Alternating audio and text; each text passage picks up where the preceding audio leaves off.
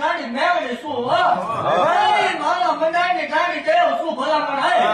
તમા વાક્ષી દઉં છું ભલામણ કોઈ મેળો નહીં વિખાવો તો એવું મારા જવું પડે ખૂબ ખમા કહું છું સેવા કરી છે તો એનું પરમાણ રાખવું નહીં મને મારો ફટ લાગી જાય એવું કહું છું ભલામણ એટલા અહીંયા આવ્યા